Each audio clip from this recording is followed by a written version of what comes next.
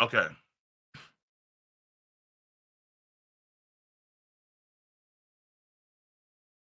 Why can't they hear you? If you Okay.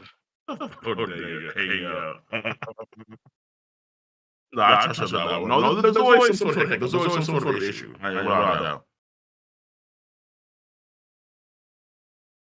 Okay, so It's fine. this is captured. Chat, how do I sound? Because I know you had double audio just now. Do I sound good? Do I sound better? The Sanji piece? Oh, bro, listen. We're going to talk about that. But right now, we were having a Jordan debate. Amen. Where me and Cole were having a Jordan debate off screen. Like, LeBron, Jordan, Kobe, Steph Curry, yeah, all the stuff. Because LeBron has reached 40,000 points. Someone in the chat, who's the GOAT? Let's do a poll. Jordan or LeBron? I want to know where your allegiance lies. I don't trust your chat. I don't trust your chat, bro. My chat is no. to your chat. Okay, no, you have to you have to slide in Kareem. You have to slide in Kobe. So it has to be a four-way, okay? Slide in Kareem and Kobe. All right, hold on. Yeah, slide in Kobe, bro. Slide in, bro. Slide in, all right? Slide in. All right. So who's the GOAT? Kareem, Kobe, Jordan, or LeBron? That's the real question. That is the real question. Raise mine? Okay, so I need to raise my level a bit. Oh, yeah, but my mic is too loud sometimes, so you have to let me know. So you have to adjust my setting on Discord, so like you may have to lower me, and then you have to raise you. Yeah, so, that's what I'm gonna do. Because I have the short SMB, so I'm like I have to just max out like, all that shit. This thing. Okay. This thing is quiet as fuck. Definitely not Kobe. Someone said definitely not Kobe. All right. Someone said Ginobili. All right. Chat. Ginobili. How is it now? How is my mic now? Yeah, it's a fucking trolley. Ginobili, bro. Unreal behavior from the chat. Nah, this guy's a foreigner for sure. All right, so Discord is good. Sounds good? All right, as long as it's good. No offense to the Manu fans. We love Manu. Okay, so, ladies and gentlemen, children of all ages, boys and girls. I did this in the wrong order, but we finally have Brother Cole on the channel after... Oh, you said 1 minute? No. Oh, okay. I was like, wait, what? In the chat. Yeah. I was like, what's up? Okay, Nah, man, it's crazy because on this YouTube journey of mine, I started by watching you, obviously, and I modeled a lot of how I do my content based on what you did, right? So to me, it's just like Mr. Miyagi. It's like Karate Kid meeting Mr. Miyagi. This is like how this is. I am the Sifu. Oh, you are the Sifu. So at this point, we've never had a one-on-one collab before, so I'm excited to have this, and I'm excited to talk about everything. Like really, like the Sanji agenda piece, Egghead Island, like all that stuff. But first and foremost, how are you doing? How do you feel about the YouTube landscape? How do you feel about One Piece as a whole right now in general? Just to get the ball rolling, and then we'll just keep going from there. Oh man. So first of all, glad to be here. Obviously, there's a lot of guys that follow you stuff too. Like I have friends, like I know friends that also follow your stuff too. Like they're all with the agenda piece. They're all about the content. They're all about the sauce. They're all about that. So that's dope. So appreciate you, number one, for setting this up. Much love to the J Legend chat. Number two is right now I feel like One Piece is hitting its stride. I feel like personally, right now we're in an arc where this could be like the best arc in the post time skip, if not already. But we have to see. I guess let's see how things end up. But the arc has been outstanding so far. And like it's the final saga, so a lot of things are mattering, and Oda's taking that into account with how we've seen certain things play out with like the Straw Hats and what's going on right now. All these elders are pulling up, and it feels like we could get like an even finish reveal real soon. That's what I want to see. So It feels like we're setting up some really massive, major content in a great way, and Oda's been like hitting on all cylinders. Like sometimes he's buckled here or there, but I think that he's been hitting on all cylinders so far. So it's been great. And then seeing the YouTube community, like over the past, let's say, because obviously like a lot of cats came to the scene for One Piece around Wano Country because it was 4 years long. So like 2019 to 2023. Folks have been coming in because of the anime's greatness and what's going on with Wild Country.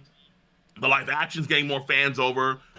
In the future, we're going to have the One Piece get more fans over too. So it's just a good time to be One Piece fan, without a damn. And that's gonna like maintain for like God knows how long, up until let's say the manga even like ends, and then let's even past that. There's gonna be more stuff to look forward to. You know, crazy. It's crazy. You know, it's crazy because I don't know if you saw the clip on the Joe Budden podcast. Where that dude's literally just talking about Egghead Island. And I'm like, yo, we are infiltrating the black community so aggressively. Like, it is violent. Bro. What is happening, bro? I said, I don't know who this guy was. I'm like, why is he trying to pitch this in the middle of the Joe Budden podcast? I just couldn't believe it, Everyone's like, well, what are you talking about? Like, yeah, Cow or the Moon. Like, hold on. His name is Luffy? Yeah, Monkey D. Luffy. Wait, what? His name? There's Monkey in his name? What the fuck? It was unreal, bro. I couldn't believe it. And what shook me is the way he was talking about it. He was talking about it as if they would understand anything that's coming out of his mouth. Did miss a beat? Like, yo, spoiler. Kizaru. Vegapunk getting stabbed by Kizaru. I'm like, bro, whoa, what the? I appreciate it for sure. But in the middle podcast with non-anime fans. But maybe what he did somehow, some ways, that cats actually watch One Piece. That never heard of, that never even knew like what that it existed, you know? So yeah, it's possible for sure, without a doubt. That's funny as hell. I just thought it was great. I mean, I was happy about it just because now people see it. Like everybody that saw that, like that guy just earned probably like 200,000 followers or 1,000 followers just off that alone. Like, okay, this guy's a One Piece fan. Like he's already up. Yeah, bro. Then you got Then you got Mr. Stallion in the Crunchyroll Awards. And yes, I saw that with the Bruno outfit. Yeah. So we're at a point now where like it's like the investment that we put in to these channels and One Piece. It's almost it's like stocks. Like we have our agenda stock market, but the stocks we put in One Piece are paying off aggressively because we're about to be in the best arc. I think best arc post time skip for sure. That is my consensus. For sure. Yeah, for sure. Best flashback of the post time skip, I think as well. Woo! Like I think because I think it beats Laws. I think it beats over Rocinante, man. Over Rocinante. That's it. I mean, this is the discussion we can have. This is just what I'm feeling in my soul. That Kuma backstory did things to me. It broke my spirit. It made me cry. It made me sob. It made me excited. Dragon more? Yeah. Bro, oh my God, Jesus, we're gonna talk about that too. Did you see? Matter of fact, let's start with the agenda because looking east. Let's start with the agenda, right? Because I would say we are like the pioneers of the agenda. Like I put the name agenda piece forward, but you always had agendas off rip. Like I never said the term agenda. That's your baby. That's your birth card right there. But I mean, like my first channels, my first video was like literally, yo, Sanji over Zoro, bro. Like 11 years ago. I love it. What the fuck is this guy talking about, bro? Yeah, like Jesus. Okay. Yeah. So. Oh yeah. So then at this point, let's discuss this. Let's start with Dragon, right? Brago had a fantastic defense for Dragon, right? And I get it. He's still looking east. Everybody seems to be at Egghead. His mortal enemies are at Egghead. His son is in danger. Vegapunk is dying. And he's still triple dotting and looking east. Are you bothered by this? Are you bothered? In the grand scheme of things, no. But for the immediate future, yeah, kind of. Because I ain't gonna lie to you. The idea that Dragon is nowhere in sight, where all 5 elders are pulling up on Luffy to try and shut down Vegapunk, that is pretty surprising. Because we have the idea, I think rightfully so, that Dragon would be the prima person involved with the world government. And we kind of see that where over the entire planet, his men are fighting against the subordinates of the celestial dragons, where they're even cutting off supply routes. And so Dragon's scope is, I want to save the planet's scope from the tyranny of all these assholes. But Luffy, let's say in theory, has a chance to take down all 5 elders now. Really? No. But in theory, he has the opportunity to. When has Dragon ever had that chance? Like, never. Dragon not being here is just shocking in more ways than one. So it's like, Dragon... It feels like Oda has to have some role in the arc, even though he is nowhere near Egghead Island. What that role could be, there's a mix of theories. Like there's one theory one of my tier 3 guys had, she had a good idea, where maybe, hopefully, and this is what I think be like Dragon saving grace here, where the dead man switch activates something in Kamabaka, and Dragon's one overseeing that. So the video footage is not on Egghead Island. It's actually in Kamabaka, and no one realizes that. So they're gonna get to, let's say, the Labo Stratum, and they're gonna let's say they'll destroy it, but it's not gonna be anywhere there. It's gonna be in Kamabaka, and Dragon's overseeing that shit. And that would harken back to what we see at the beginning of the arc with Dragon talking to Shaka. I'm gonna die soon. Okay, so let's plan this out. So let's say we're gonna have the feed be from your place rather than our place, because I may die soon. So we have Dragon saving grace right then and there, and Dragon stocks go back up. But my issue is that because Dragon has, people online were just going through the ring with this guy, I think rightfully so in some senses here, where over the course of that flashback, with Guinea, and then with Luffy, then with Kuma, and then what's he doing? He's doing the, Attack on Titan, salute Sasage-yo. No, stop, bro.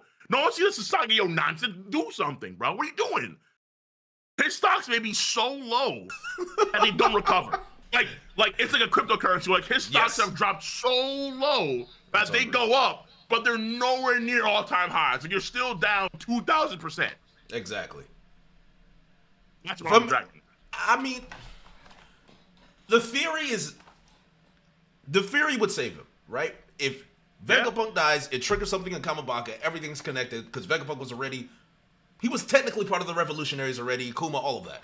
So I'm of the sense that if he's not going to do anything now, his direct opposition is the Gorosei. That's his enemy.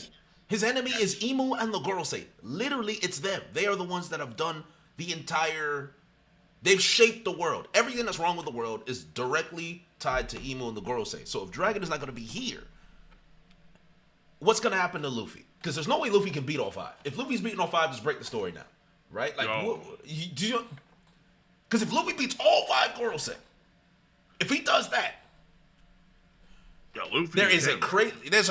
He's him. There's crazy power. There's a crazy power vacuum. The guy's grabbing admirals and Saint J like children. I'm like, okay, this isn't. Pizzas, frisbees, spinning. I'm just like, bro. And then the power vacuum, and then you have Katarina Devon touching Saint J. So obviously, I feel like the girls have to come back. You know what I'm starting to think? I'm starting to think that we might pull a little Doflamingo Moria vibe, where Saint J's trying to go, and then they kill him, and then Katarina Devon replaces Saint J when they go back to allow Blackbeard to infiltrate, and he actually assassinates Imu. Because if he assassinates, because that's what I'm thinking. Yeah. So you can kind of see now where because the Gorosei are doing their thing in real time right now, it kind of sets up BB and what he's plotting and scheming to be the one to deal or be involved with Imu in some way now. Where BB, he has access to Five Elder Jagosius Saturn. That is going to, let's say, give access to a lot of their authority. Actually, let's say, even the Holy Knights as a result, because the Holy Knights have to mobilize out, assume under their authority. And then this can let him somehow weasel into the Holy Land. And then boom, you have Imu, and then you have Blackbeard, and then that happens. And then you have BB now be the face of the world government in some capacity, where he's actually sitting on the throne, where they say his lineage is that, let's say, a former emperor, or like one of the original, let's say, saints. His lineage ties all the way back there, or let's say Roxas back, whatever it is. And then from there, we get an actual Marine split, where Marines are like, yeah, okay, I'll follow him, and other Marines are like, nah, hell no, fuck this guy. And then we go from there. So so there's a lot of ideas that are going on that could for sure happen. But because the Gorosei have pulled up, they're gonna try and 5v1, try and stop Vegapunk's whole thing, it feels like, and if you have Katarina Devon, it feels like Blackbeard is starting to usurp Imu as the final villain of the story, which is insane. It's what I've always wanted, and I hope that's the case, because Imu being a strong combatant it's like I feel like he's got that gimmick fruit. It's like, from a combat standpoint, he's not that good, but from a broken power standpoint, he probably has something that's so cracked that Blackbeard might steal that. That people's like, okay, Blackbeard's third devil fruit would be an octopus, or his real devil fruit is an octopus, or he's gonna get Kaido's devil fruit. What if it's the case that he takes Imu's fruit? What if that happens? What if that's the final thing? Because the way Gear 5 is looking, it's looking cracked. Yes. It's just looking cracked at this point. He can basically do whatever the hell he wants to do. Yeah. So I've always said Blackbeard is Luffy's natural enemy because the Yami Yami obviously will shut down his awakening, right? It should literally negate his devil fruit powers, right? So he wouldn't even really be able to go to Gear 5 against Blackbeard, right? Is that in a way? So because remember how he went against, he has powers activated against Ace. Ace got touched because he lost a little bit of tangibility, but he can still use all his fire stuff. Like he can still go with that fire lance stuff. He can still do like that cross beam thing. He can still make that giant Entei fireball, even though he had the crow's effect on him. Law had we didn't see it, but he got off screen. I mean, as what Blackbeard does. I mean, he had off screen, know me. Oh yes, right. His third devil fruit. Right, exactly. It's already shown. And then the off-screen ability. But BB's huffing. He's tired. He's ash. All right? Bleeding more. Okay? Right. So Law was doing work against, Beppo swiped him. So he was doing work against Blackbeard and company, even off-screen, even though he had the crows activated. Because so his powers should still be able to work, even let's say when he has the Crozu, the black hole stuff, and he can't use abilities that well. But he can still use, let's say, Gear 5 to some extent. But he doesn't have that hard counter. And so the question is, okay, not necessarily, let's say, a Deathroot thing. I think it more so be like a hockey thing. Or like, can Luffy's hockey overcome the issue with the Yami Yami, and they can still use all of his assets? I think even though you were saying that Law was putting in work, we know Blackbeard is a professional sandbagger. Just like Kaido, they are world-class sandbaggers. They make you feel like they're in danger when they're in no danger at all. And he did the same thing with Ace. So for me, Luffy's durability will probably be affected by the Yami Yami then. If that's the case. Because it's like, all right, because he's rubber. It's like Impel Down, the choke slam, right? Yeah. He was still rubber, but when Blackbeard got him with the Caruso and slammed him to the ground, blood, Crocodile was like, oh my God, there's blood. What's happened? To this day, I don't think Luffy's ever been hit harder than that. So, like, that was different. Like, it was a complete... So, I think the one that can actually do real damage to Luffy and get past his crazy durability would be Blackbeard. I think that's where the weakness comes in. Like, he can't just use his rubber to bounce back from these physical hits. No, but at the same time, like, depending on, like, how good Luffy is at that point in time, too, he'll be able to like endure all those hits no matter what. Because again, the hockey can protect him from like all that stuff regardless. So he'll be able to like have the hockey defense up. He'll take bigger hits for sure. In terms of you let's say no rubber ability, and then you take a quake punch. So your rubber powers can't offset that quake effect, and then you're gonna have that's gonna hurt a lot. But he'll be able to power through at that point through sheer willpower and hockey. That's what I'm thinking right now. So the hockey game's gonna be like more important against Blackbeard. But at the same time, you still can't because Luffy's powers are so busted, you still can't underestimate them at all. Like, because Luffy, he's one of those few guys where it's like you don't know what he's gonna do because he can like essentially do whatever he wants to do. He's kind of nuts like that. And so like he could, like, let's say they fight on the red line. The man can like take a chunk of the red line, make a basketball out of it, and just try and slam on Blackbeard's face. Like, fuck. Like, okay, so how do you deal with that?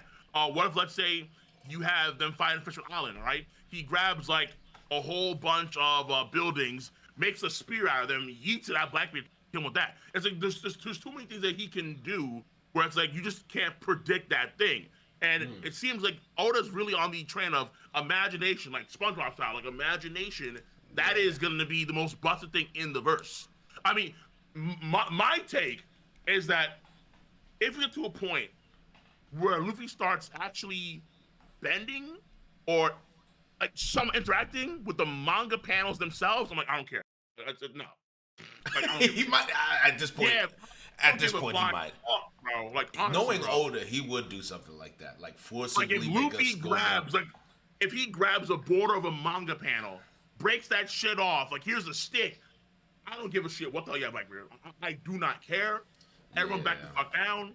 It's over. Like, He's older. Like his friends now have stopped being all these shonen dudes. Like, yo, you can say goodbye to Itadori.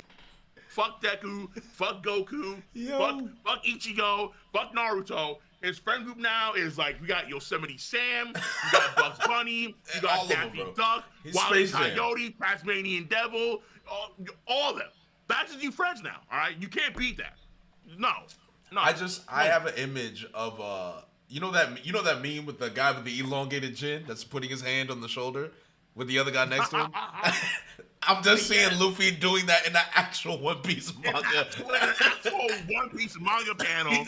Blackbeard's like, hand around the shoulder. Like, yep, you know what's gonna happen, bro. Yo. Guess what? I realize what the fuck I am, bro. Like, I'm an animaniac. Like, oh my God. Fault, G. I don't know what I was dealing with, bro. My fault. Like, so yeah, Luffy, I think, is gonna be just this.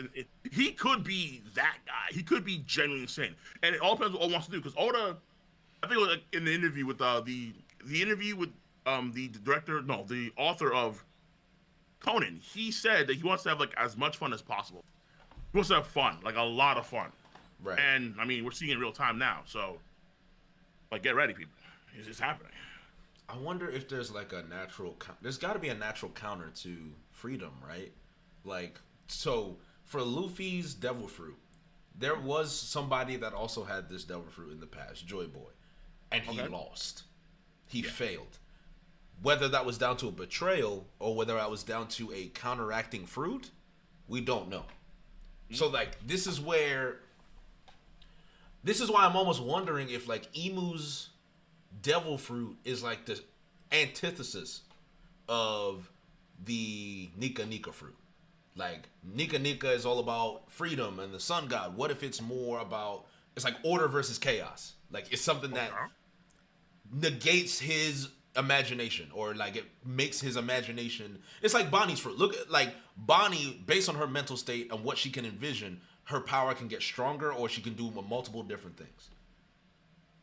Right, in a way, but like, I'll say like there's like limits to it with Bonnie, because like Bonnie is like, because her future is gonna be more set in stone as she gets older, things like that. So she can't, like, let's say, do crazy future shifts because she knows her own future by then.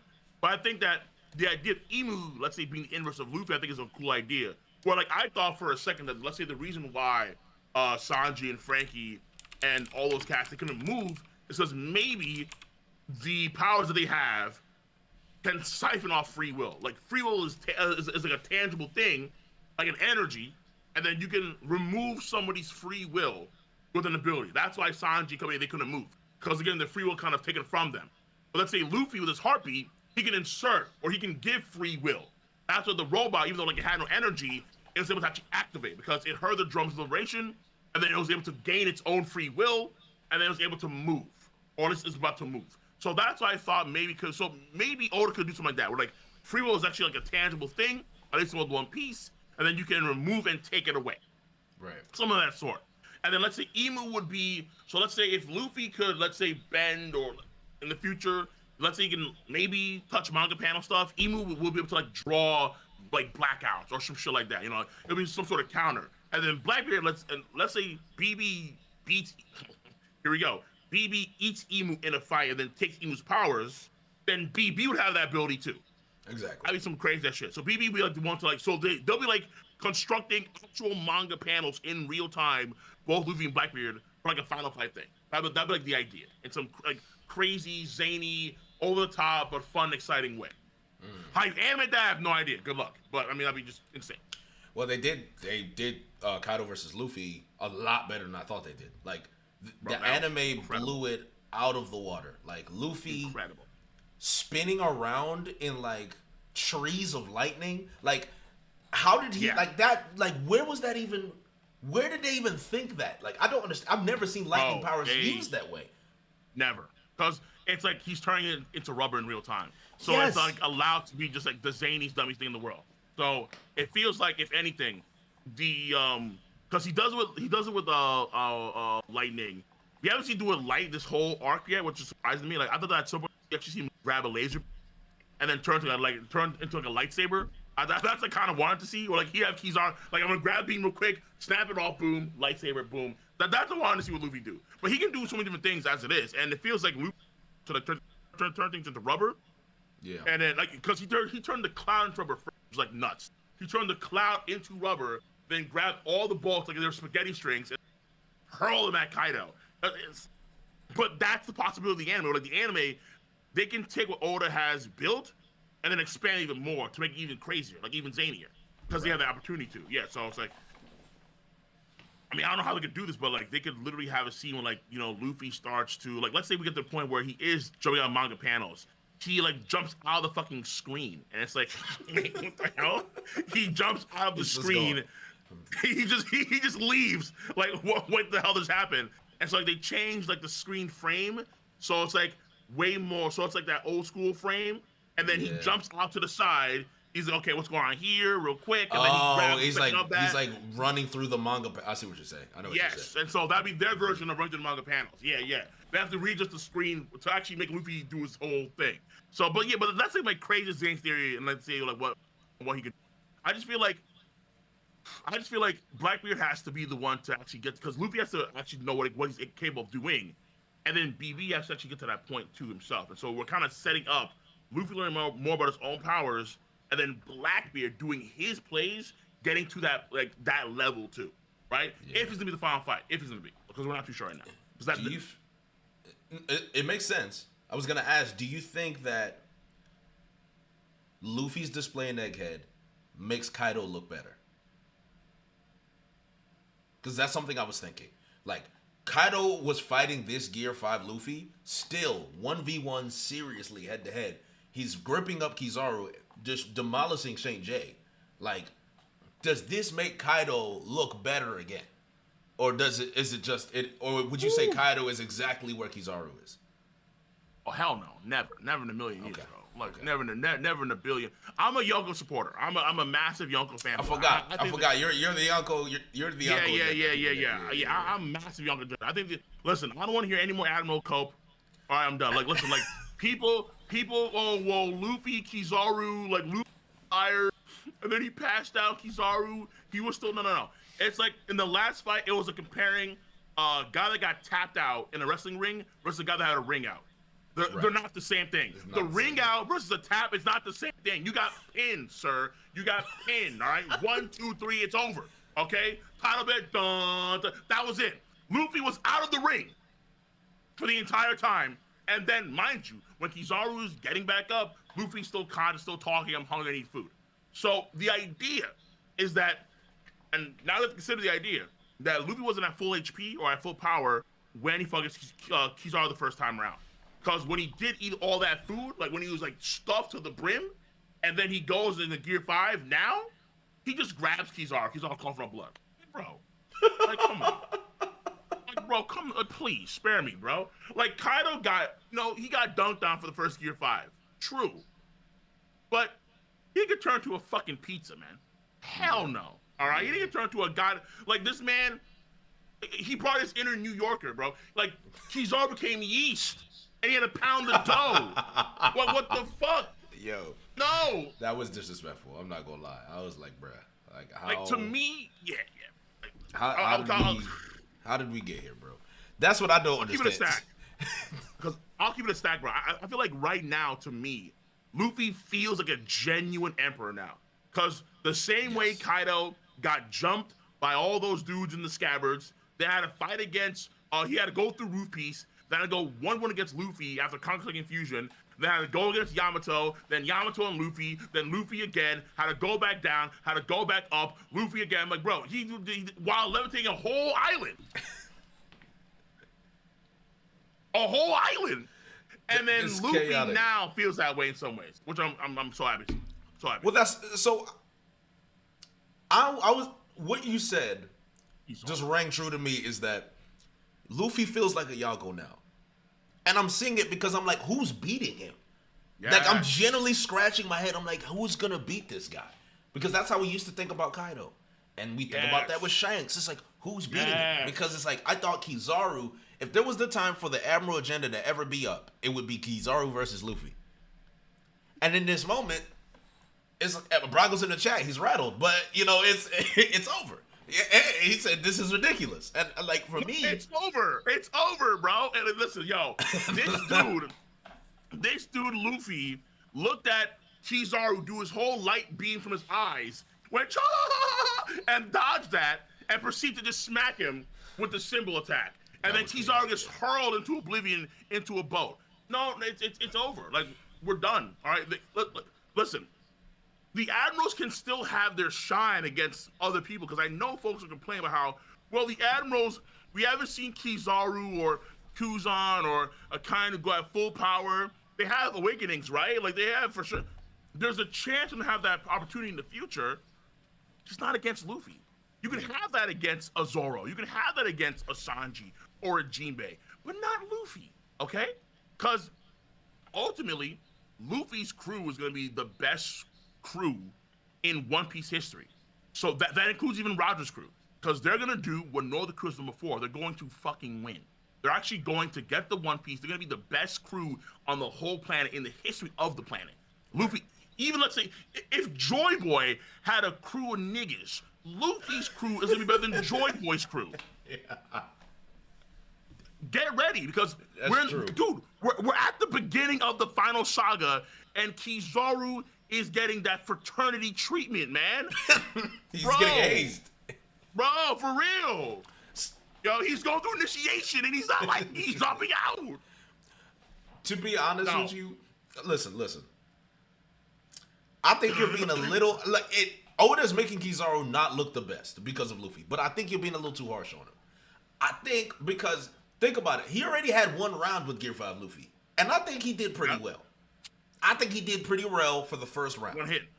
One hit, yes, but he wore him out, basically, because you know what I'm saying? If Kaido could do that, Kizaru did, right? We got to take some W's for that. But here's the thing, though. So, like I said before, was Luffy at full HP? Because we have to question that. Because we saw full HP. Oh my God! We have to question that. Because nobody's ever at full HP, man. Well, no, hold on. But here's the thing, though, right? Luffy, it's one of the few things I think Oda had a hiccup on. Oda decided to skip the whole Seraphim thing. So when we come back next time, it's like a whole damn day, and they're eating food as a group. York gets defeated. We have the Seraphim already in the bubble, but we don't know if they're actually at full HP, full capacity. So we don't know. Let's say Luffy's eating all that food, but is he stuffed? Is he like to the brim stuffed? Right. Because Luffy grabbed Kizaru before. Kizaru's mad chill. He gets thrown. Kizaru's going like, oh my God, wow, I'm going to the ocean. Oh no, woe is me. I'm back. And then he grabbed him the second time.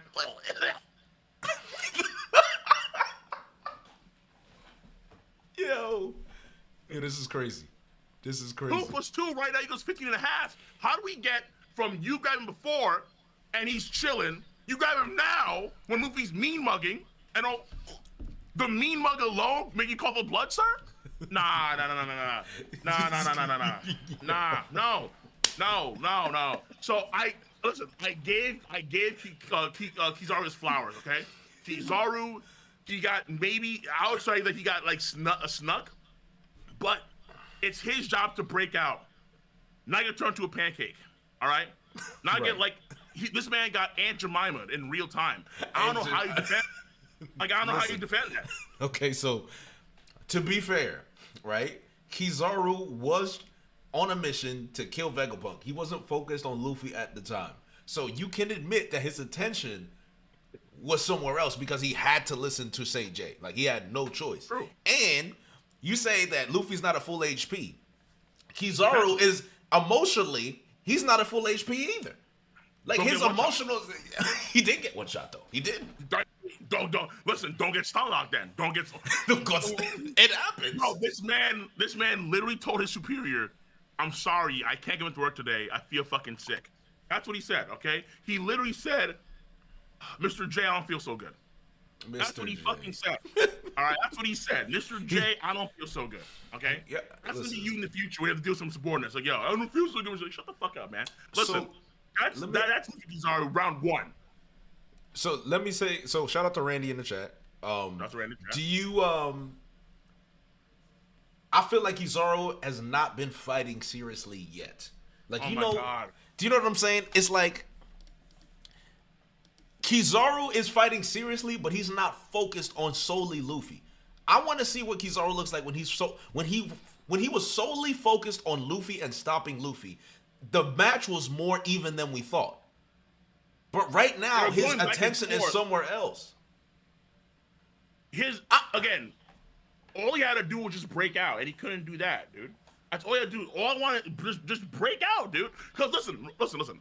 Right now, we have 5 elders pulling up, and they're gonna try and stop Vegapunk's thing. But Luffy's job is to try and stop them. Do you think that right now, Kizaru is going to be the focus of Luffy? No. You have all 5 elders, so Kizaru and Luffy is effectively done. It's done. Effectively over. Okay. Yeah, it was over once they got to the lava stratum. They're done. It's been done. I agree with that. So to me, it's like we have seen the difference here between what Luffy can do when he is at least serious, when he's truly motivated to get the job done, or at least when he has all that food inside of him and he's ready to go. He's at full HP or full stamina, whatever you want to call it. And the difference is haunting. Kizaru did the Ichiji eye lasers. He tried to Omega Beam Luffy. Luffy just said no.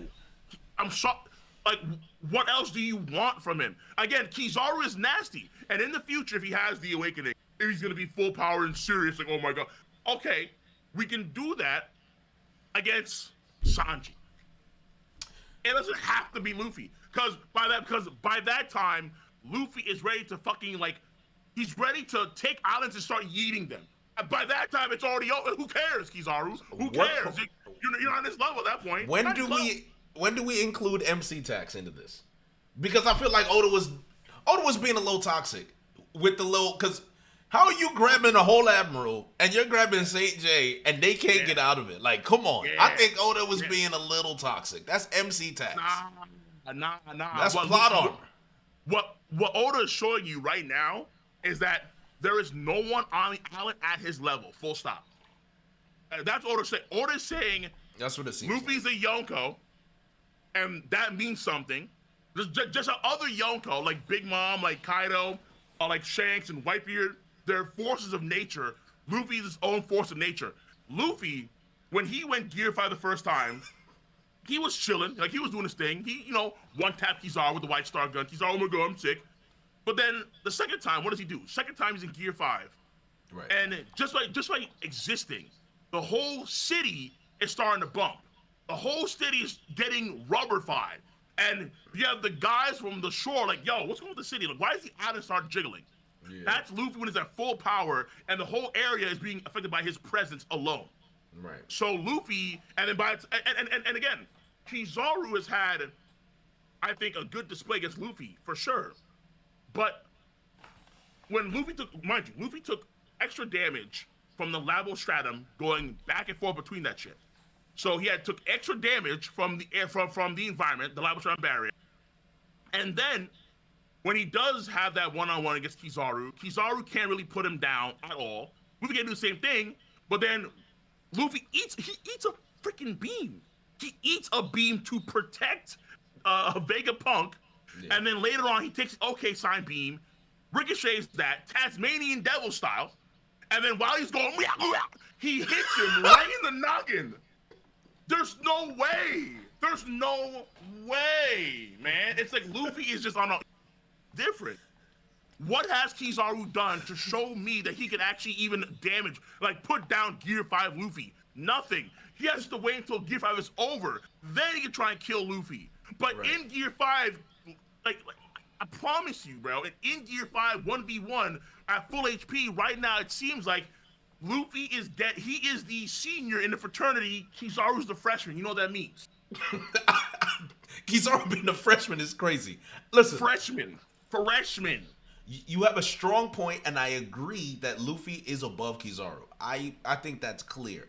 I just don't think the gap is as wide as we think it is. And I think there is plot here. Like, there's like, all right, at this point, if it's Luffy versus Kizaru, no distractions. What's the diff? Luffy versus Kizaru, no distractions, 1v1. They're at the island where Sasuke and Naruto fight. What's the diff? I would say that as the weakest Yonko, match. Max. The maximum is high diff. High. We're not even close to extreme. We're not even close to extreme, bro. Listen, bro, you got pancake. I'm sorry. Like, there's no because you have to give Kizaru extra shit that we don't know he has. Like, is he awakening? Like, does he have a light armor? Like he's Gilgamesh? He's gonna be glistening and shit. My awakening form, Luffy. Now, maybe he has some. You know, people want to speak about Beanie Zaru, right? He has the beanie on now. He's serious and like Beanie Zaru. Now it's a fight, but we can't give Kizaru added shit that he hasn't shown at this point in time against Luffy, who can right now, as far as you can tell, do damn near anything he wants to when he's in Gear 5. Yeah. Outside of the immortal elders that are able to come back and fight again constantly. And listen, like, to me, it kind of makes sense in a way where we knew that from, I would say, since Enies Lobby, we knew that there was a power differential between the Yonko and the Admirals. Because Garp said basically just as much. And it's like one of the biggest power scaling things, I think, in the story. Where Garp literally tells us, the readers, from back then, that in order to match the Emperors, it's us, the world government, and the Marines, in combination with the Emperor, with the Warlords. That is the power system. It's the Warlords and equal the Yonko, which means by themselves as a group, they can't beat the Yonko. They can't beat the Emperors of the Sea. And Luffy right now is like, yeah, there's a reason why, because we're gonna fuck you up. Does the pancaking, because I know you've used the pancake in the Aunt Jemima quite a bit. Oh, the Brago, pizza Mickey, baby. Love it. The pizza Mickey. Brago says it doesn't really mean anything because it's just Luffy's power, which is true. Do you put any stock in the fact that it is just Luffy's power that's doing that? It's not something that's meant to be disrespectful. It's what he does. No. I don't hear that, Cap. Kaido got jump roped. What was his retort to that? Blast breath. All right, get me out of this bullshit. All right, this is ridiculous. Right. But look at St. J. St. J was turned into a pizza. He flung him away, and he spun back like a Beyblade. He spun back. What do you think I'm? What? Excuse me? What? No, kid. I've been here before. 800 years ago. Fuck you. Right? No. Jay has a frisbee move, right? A boomerang play going on. What's Kizaru's play?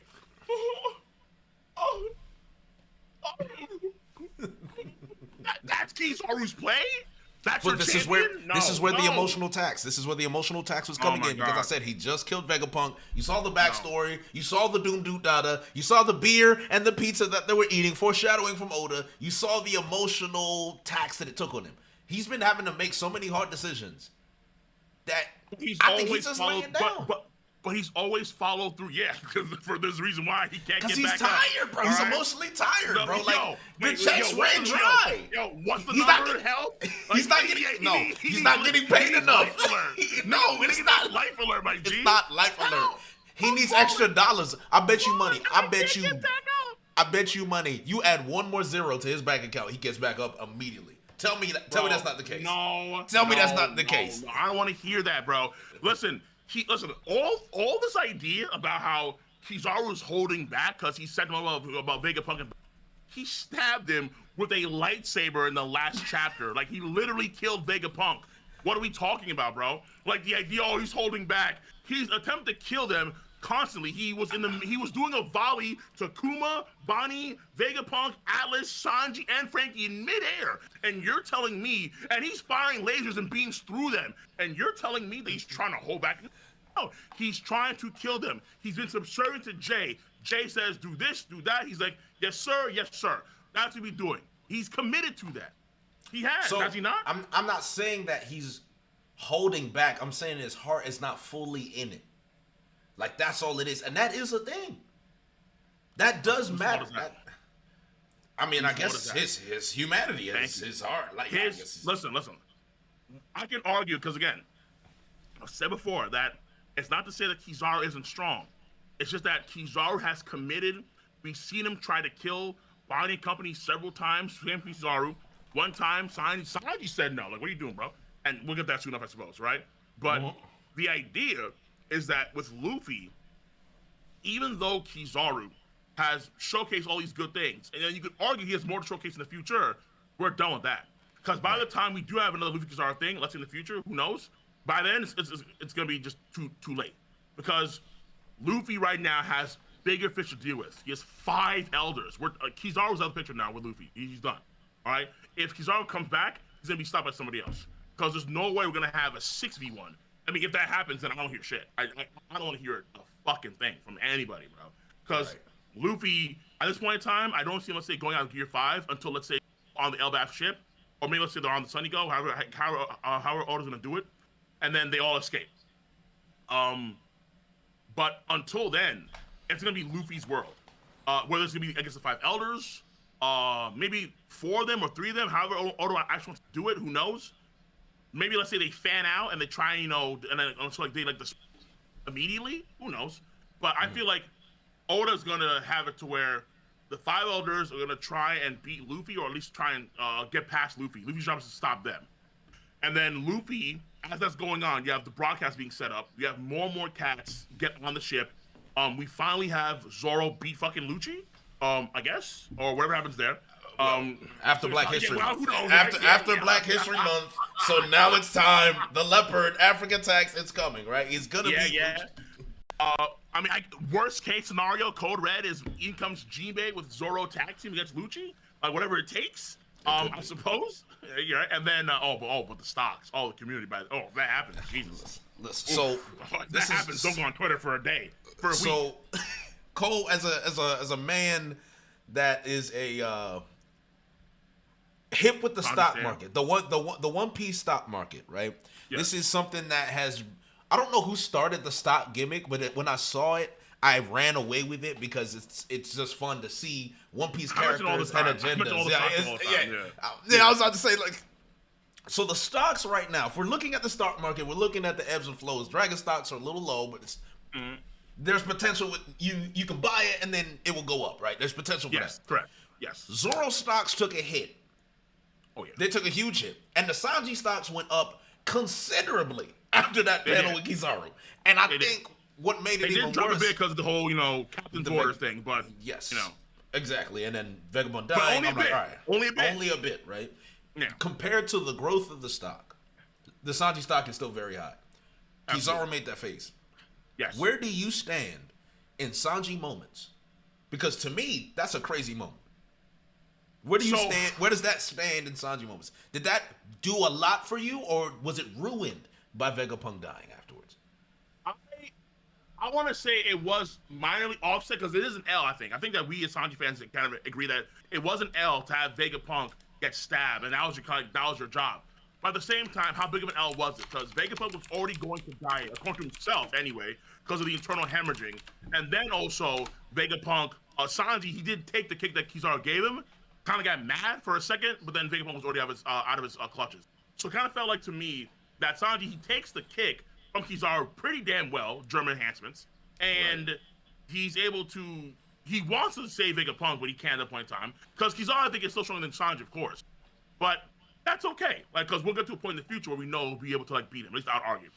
Right. And so I would say that in terms of the moment itself, prior to that, the details matter, and we don't know the details per se exactly why that moment was, let's say, so impactful to Kizaru compared to, let's say, what happened in the past with Kizaru against, let's say, Luffy, Marco, Whitebeard, Ben. Like, why was it at this point in time Kizaru was way more shook than the other times, right? Right, exactly.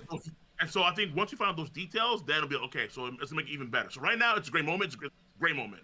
But I would say moments like him destroying the raid suit, him going Ifrit, him big escape for Big Mom, those things are, I think, better off. Him fighting against Luffy, I think those things are actually way higher on the food chain than him kicking the beam. Right. So, do you put any stock in the fact that we've never seen anyone do that to one of Kizaru's beams? Besides Luffy, for sure. Because that is for sure. That is insanity to me, because it pisses me off also, because it's like, all right, so you can literally teleport and interact with a light beam, but then Vegapunk is getting stabbed on your watch. How does that go together? Like, why are you not paying attention? It's plot. It's plot because so right now it seems like the main mission for the Strats is to just escape. Dory and Brogy are coming later on to help Luffy out. So I guess let's say the Goros and Company is gonna be like let's say a 2 or like a 3v5 or however like Oda wants to do it exactly. But Dory and Brogy coming with Luffy, I think is gonna be a sign by Oda to show the power of Elbaf and how good they actually are. Like, so we're gonna stop holding back the Giants from fighting. In the meantime, Sanji has to do what he kind of always does a lot of times nowadays, where he's on the rescue/protection mission. Where whether it's let's say him defending the Strats against the Big One Pirates and him actually running the ship for a bit, whether it's let's say him having to like help out the kids at Punk Hazard, leading the Marines, that kind of stuff. Like he always has these sort of him saving Kinemon, that was his job. So there's some things that he has to do a lot when it comes to like saving and rescue missions. And so this is like another one of those, even though Vegapunk is like already dead at this point in time. So, but that's the part of like, you know, he has to help Vegapunk out. Even though he sees the boats coming in and he kind of wants to go back, because again, captain's orders, Luffy said, get him out. So it's like, you know, unless he wants to commit mutiny again, that's like so he has to do what Luffy says. Okay, fair enough, fine.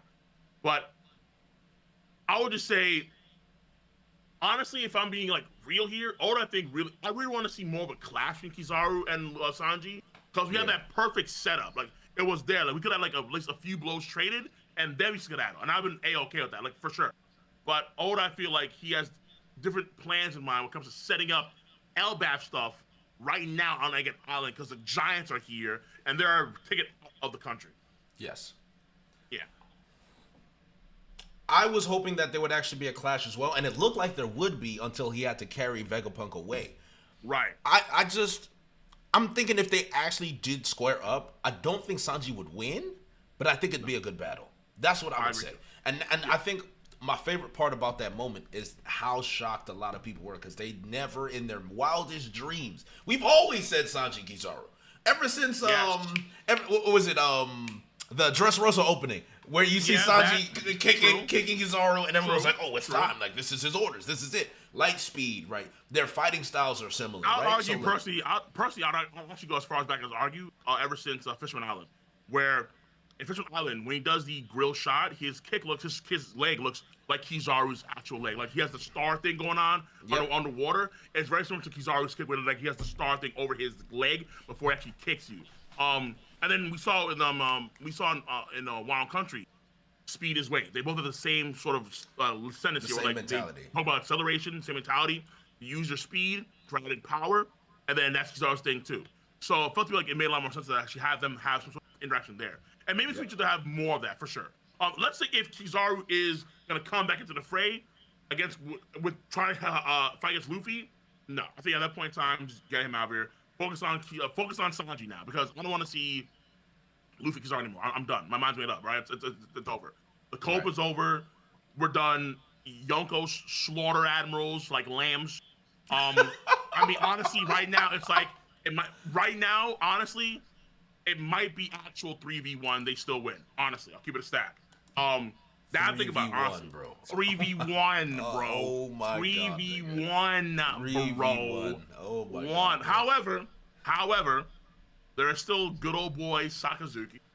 So good old boy, hey. Good old boy Sakazuki, bro. All right. He's still being charged. He's charging his key. All right. He's still making the spirit bomb. All right. So, yeah. Charging his key, standing behind his desk, charging. Yeah. Okay. So as everyone knows, you know, we are the agenda kings here. When it comes to the Sanji stocks, we can't talk about Sanji stocks without talking about the Zoro stocks. Now we are here. Arthur put out a tweet. Cole, I don't know if you saw it. Arthur put out this tweet. Zoro has been fighting Lucci for six months. I need to see this shit, bro. I retweeted it, bro. 6 months, bro. Please, and my favorite part is if you ever get the time to find that video, it's a 1-minute video of someone clipping and screenshotting every Zoro fan talking about Zoro's gonna one-shot Lucci. I can't wait for Zoro to one-shot Lucci so he can fight Kizaru. Oh, can he just hurry up already? I'm telling you, when the day when we found out that Zoro is still stalling Lucci, Still stalling. To me, it's like, okay, it shouldn't be a bad thing that Zoro is stalling Lucci. It shouldn't be.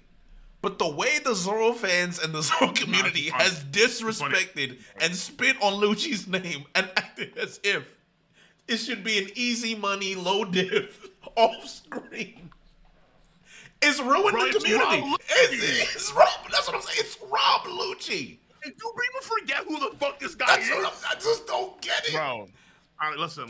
See, this right here, this is that shit, bro. This is that fucking shit. Look. Fuck. Oh my. Okay, let me just say one thing. Okay. Real quick. On the Sanji point for a second, okay?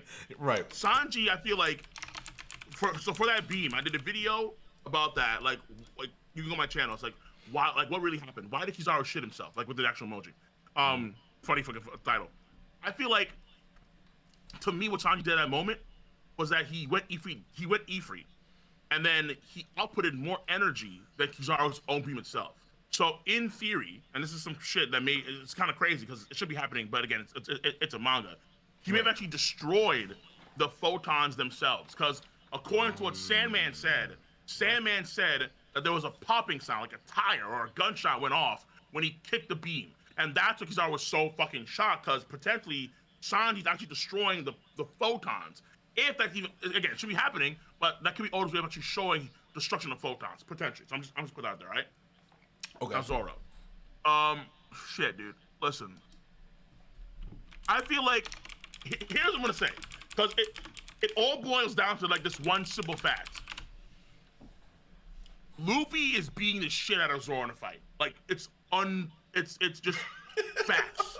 Luffy is destroying Zoro. Like at full HP, at full power, Zoro, King of Hell, Ashra's Dead Man, Wondrous Mystical Worlds.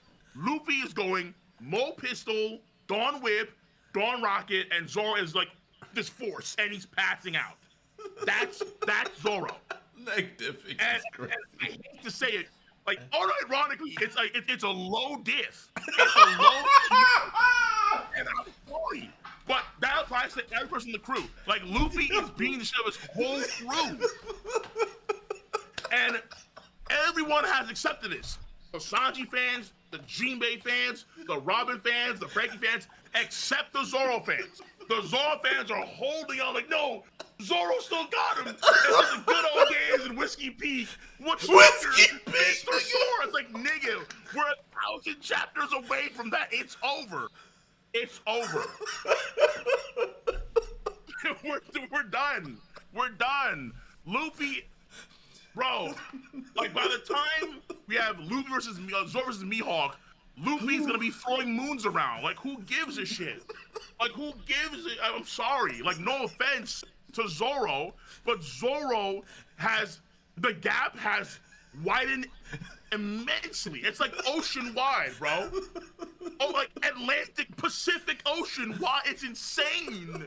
No apologies. Zero. Oh my god, yo, this guy said low diff. Yo. Low diff negative. Low to mid. Yo, it's crazy. Bro, so like Luffy would take one of Zoro's swords, turn to a toothpick, and pick his teeth. He actually would. That's the crazy part. I'm actually starting and then just throw shit away. That's true. Luffy can actually incapacitate his swords and make them useless. Literally, I didn't even think about Luffy. that. Like Luffy is nuts, man. He's built different. Yo. He's built different. Oh my god. Nah, I'm he's listen. Luffy at full power. So if you have like, I don't want to say like not the plot bullshit, not like any weird like, okay, well Luffy's like weakened or no. At full HP, he has a full belly. He takes all the nutrients in. Luffy versus Zoro versus that Luffy. Yeah. No. It's over. Yeah. No, it's over. There's no shot. And there's no shot. I feel like, because this is the problem with Rob Lucci too. People wanted Zoro to one-shot Rob Lucci to the high heavens, because that would equal the gap between like Luffy and Zoro. Exactly. That's what it was all about. That's what it's all about. It was all about Zoro being close to Luffy because Luffy basically dog walked Lucci in Gear 5. Yes. So now it's like, oh, Zoro should dog walk Lucci. And he's struggling. Like, he's actually, do you see the inhaler memes? Have you seen them? Bro, I saw him earlier. I'm like, what the fuck, bro? Like he's wheezing in the bitch chapter. Yo. Listen, I anytime I got you, bro. Like, what the fuck you mean? Take it. Like people say, okay, he's stalling Lucci because he wants to make sure that like the crew escape and all this other bullshit. I'm like, hold on. How the fuck is stalling Lucci better than kicking Lucci's ass? Just one shot. Just fucking kill him, bro. Just kill him. What do you mean? It doesn't make any sense. It doesn't make any damn sense. Just fucking beat him. I can't take it, yo. I can't take it. For real. Bro, like, it's getting in the pocket. Like, Zoro, like people say, oh, well, Zoro has to use a name attack. He hasn't used his bandana. That's what they say. Oh my god, the bandana, bro. It's like they add like a 50% power boost, like it's a fucking DBZ Zenkai boost to the bandana. Yo, oh my god, bro. I'm telling you. It's like, since when was Zoro the bandana? Like, what the fuck? Like, what are we talking about, bro? It's nuts, bro. Listen, that's what I'm saying. Like, listen, if Jinbei helps Zoro in any way, the streets are not gonna sleep that night. It's gonna be New York on a Saturday night. The streets will not sleep. They will not sleep, bro. Yo, oh my god. Yo, one Gojin karate is over. That's it. Just one war pistol drop from range, and it's over. The streets will not sleep, bro. It's gonna be bad, like really fucking bad. Yo, there's tears in my eyes, dog. Like, I'm just thinking about it. And the worst part is like, I just know myself.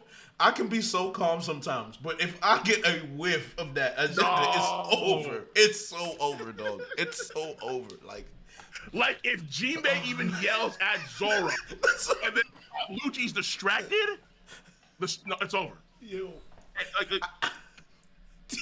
I think what made me laugh the most is this edit that somebody made about Zoro still stalling Lucci. And there was a line where he said, this is getting dangerous. We're going to have to upscale Lucci to Admiral level just to cope. And I was like, yo. I just don't get it. Never in a million years. It just never had to be this way. So then, let me read a couple of these donuts because I have been ignoring them. We're on. Be like, listen. Accept what Robin said. Wings of the King of Pirates. No matter how you slice Zoro and Sanji, they're relative to each other. I'll argue. They're not Luffy. They're not Luffy. There's only one Luffy. I'm sorry. Oh my god. Iroh says, I think Luffy just killed the no one can beat two admirals agenda. He's bodying an admiral and someone above admiral 2v1 and made it look easy, right? Bro. Bodying. And so there's 5 elders. There's five immortals coming. 5 immortals. It's toxic. And then Brian Carter asked, how much longer do you think the arc will be? I think the Elders coming, it will extend it to around chapter 1130. What do you think? Woo! Okay, so 1130. We're at 1110, or 1110's coming up soon. So it's going to 20 more chapters after that. So what? That's like 4 chapters. Maybe 3 chapters a month. Yeah. So, wow, this guy wants to end this thing like October, which I'm okay with that. Okay, that's fair. And then in October, I can see that. Yeah, I can see that for sure. Yeah, because I think at some point we have like the Giants do their thing. The robot hasn't come. It's crazy. The robot is still there. It's still I'm so like. Does he have to go to it, or does he, or like, will it come to Luffy? I'm not too sure. It's gonna. I'm almost certain the way it was running riot at Mary Joa. The way it ran riot back then, I think it's gonna happen now where that's what's gonna hold the Gorosei back because that thing doesn't run out of energy apparently. Like it just stopped by itself. Okay. They couldn't stop it. So I think that's gonna happen where the girls are gonna be stuck with that robot and they're gonna leave that island because of the robot. That's what I think might happen. That's the only way they would get out. So, yeah, maybe that, or the Giants have some other plan in mind. But like the robots should be able to do something. So like maybe let's say the Goro say 5v1. Okay, it's too much. Obviously, it's too much. So here comes the robot. I got you real quick, and then it's gonna do something against the 5 elders, and then they go from there. So that's because like it kind of feels like it has to do something to help them with either the elders and or the fleet itself. But the fleet itself, I think, is taking like it's under control because you have the pacifists that are doing their thing.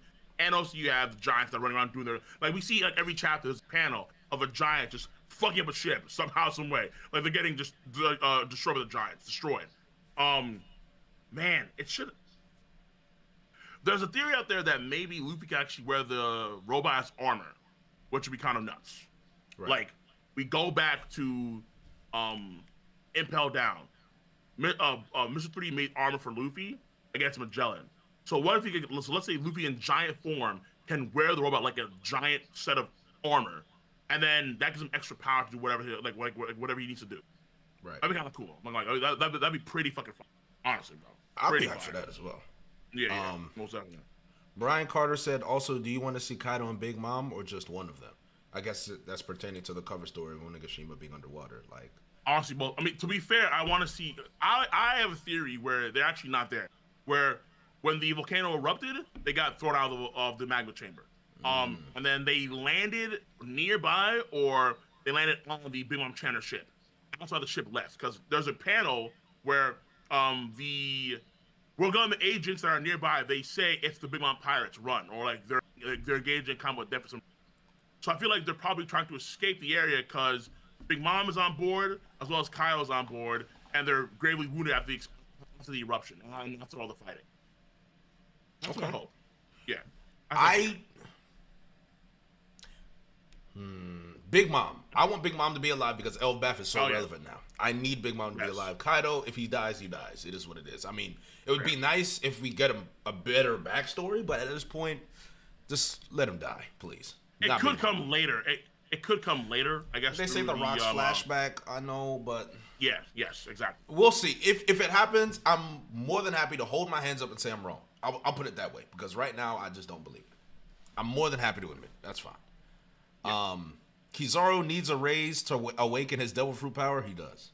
I don't know if you're familiar with big business. The big business. Yeah, what is this idea that like he needs money for all this? What's going on here? So I started this where you remember when Kizaru had that phrase when he was sailing to Egghead with St. Jade that I'm just a cog in the entire organization, right? Do you remember that? Yeah, I remember that. I said that he's basically a corporate cog. That's it. He's only there for a check. He basically said, listen, I don't need anything. Forget morality. It's all about my check. As long as I get paid, it's over. That's why I call him Big Business Kizaru. That's what. That's big business. All right. Okay. So the whole gimmick. I like it. I like the themes. That's pretty fucking lit. That is. I ain't gonna lie. But Big Business Borsalino. That's the triple B, like Big Baller Brand. That's what we call that. Big Business. He's ball related. I love it. Because think about it. He's got the Gucci pinstripes. Oh, he's always wearing the gold. Yeah. Right? He's always sandbagging. He's lazy. It's overtime. I need another check. Too. Like, yeah. You know what I'm saying? He's mad laid back. Yeah, because he knows, okay, as long as I get that check, I'm good. I like that. Big Business Borsalino. The triple B. Triple B, bro. Yeah, corporate justice is what we called it. He's capitalism. He needs some actual footwear there. He needs some actual sneaks, though. He does. He does, bro. Oh, he kind of had the loafers. He kind of had the Gucci loafers. No. We need some actual, like real shit, bro. We need some actual baller shit. Okay. We need some New Balances. Yeah. New Balances, crazy. Oh, my God, dog. I'm a New Balance fanboy. I got all them shits right. Some of them are good. Shout out to Kawhi Leonard. Some of them are good. Yeah, that's right. Shout out to my Grey Warden said, don't be too hard on Zoro. His Cope D acting up. I don't know what that means. In fact, right now I'm tweeting it out because I saw the tweet. I'm like, I'm tweeting, like, hey, let me some stats, Bandana Sam. This is base Lucci. This is base Lucci up against here, bro. I'm tweeting this shit out right now. Fuck that. All right? Base Lucci. He said he couldn't use his attacks without his inhaler. Him jumping Lucci with Jinbei for sure. Agreed. Then he also said for another 5, appreciate it, Grey Warden. The Gorosei are all being in the same place may reveal their weakness. If any one of them takes damage or goes down, the elders will bolt. I like that. I actually like that a lot. That's actually so that actually I like that a lot, bro. I do. Because for me, it kind of feels like the elders, they have that gimmick of immortality. Now, to be fair, that's a powerful as fuck gimmick. But also, but at the same time, though, they were so afraid of Luffy in 1044 when Luffy awakens his powers. They say like, "Yo, we'd rather have Guernica kill himself or die trying and make Kaido mad." Why? Because making Kaido mad was better than having Luffy achieve his awakening. That kind of shit. So if that's the case, then they know some of Luffy's powers that Luffy still doesn't know. So he has to he has to either figure that out in real time or there is a secret about their powers that may get revealed really soon. Because they're all doing the same thing as far as I can tell. Like, they all have the summoning circle thing. They teleport in like these gigantic pillars of lightning and fire that everyone can. So, because my overall theory with them is that it's Emu. Where Emu is able to control them in some way in real time, and that's how their powers stem the way they stem. So, Emu is like giving Jay. He's going to give Tom, he's going to give Mars, going to give all powers to fight in real time against their opponents.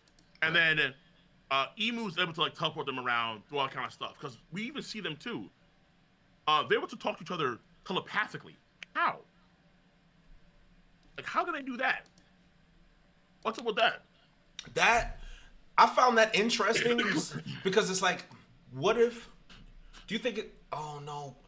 You know what I would say? Maybe Emo's the one who gave them that power and it's not a devil fruit power.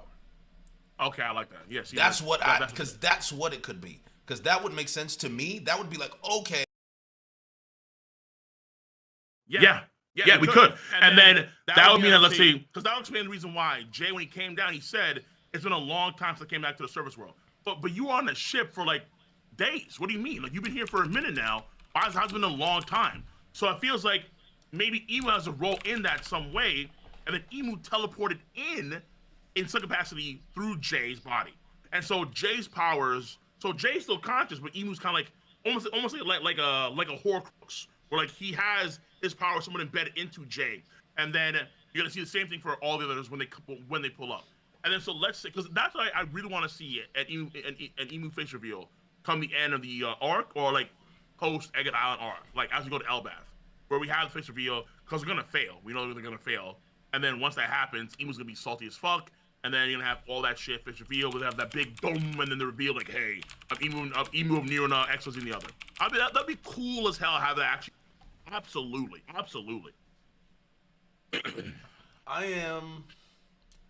Let's shift gears because we talked about, we had a lot of fun with the base Lucci. Amen. We had a lot of fun with the Zoro agenda and the Sanji agenda, but let's talk about agenda piece as a whole. Because I feel like the way that I read the story now is I can understand the story, the seriousness of it, the narrative, the themes, yada, yada, yada, right? The way I choose to enjoy it now is comedy, and it's with agenda piece. Agenda piece is how I like to read One Piece. It's fun. I can draw any conclusions or connections from the story. However, there are people that take it too seriously, and they actually stand and live on their agendas. How do you think... Agenda piece has always been in the community. It's just that we have a name for it now. Yeah. How do you think it's affecting the community today? Because there are some people that don't like agenda piece because they feel like it's ruining discussion in the community. How do you feel about agenda piece? So, my take, honestly, is in some ways it's way more interactive with the community, where like we interact more online nowadays. Like even like in IRL, I went to anime. And I was meeting up with Parvision and Ohime and all those things. And we're all meeting up. We're all talking about like agenda piece, all of our takes and so on and so forth. And so it's more exciting in some ways, but is it more conscious? I mean, yeah, of course it is. But that's like, I think online discourse as a whole. I feel like it's a byproduct of what we're seeing over the course of time happen to like every fandom. Like, for example, no offense to you guys, but Boruto's ass. Y'all fucking idiots. Boruto's straight up trash. All right? I know it's trash. I know it's ass. But online, the discourse is like this shit is like the next thing, like the next best thing since Naruto the original, up there with like JJK and One Piece. It's not. It's not. It's actual dog water. And online, they preach it as if it was actually like the hottest shit, but it's not even close.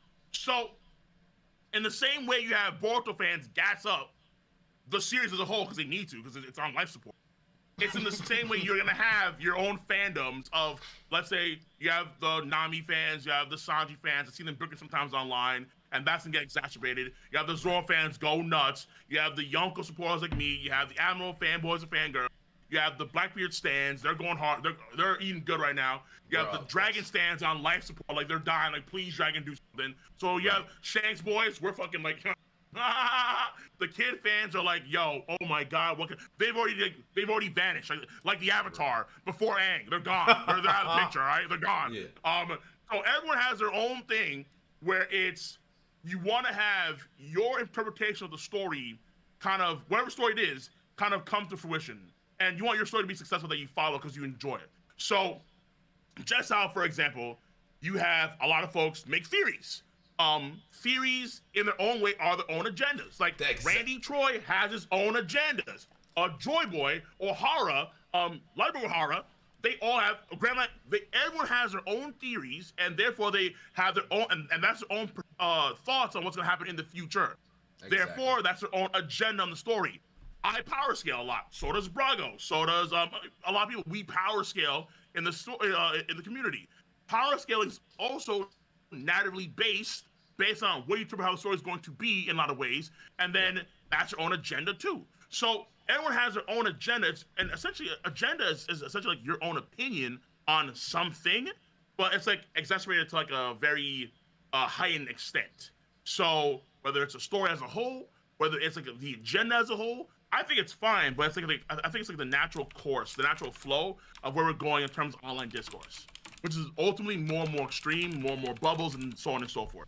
Which I think is ultimately, is it a good thing or a bad thing? In some ways, it's good. In other ways, it's bad. That's how I'd say.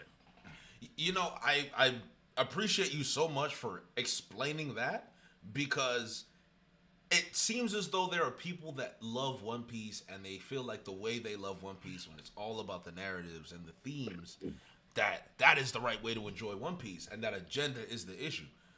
I think you're just finally, I think it's finally because we're using the word agenda so much now that people want to blame and say this is what's wrong with the One Piece community. No, this is always what's been wrong with the One Piece community. It's just that we have a name for it now.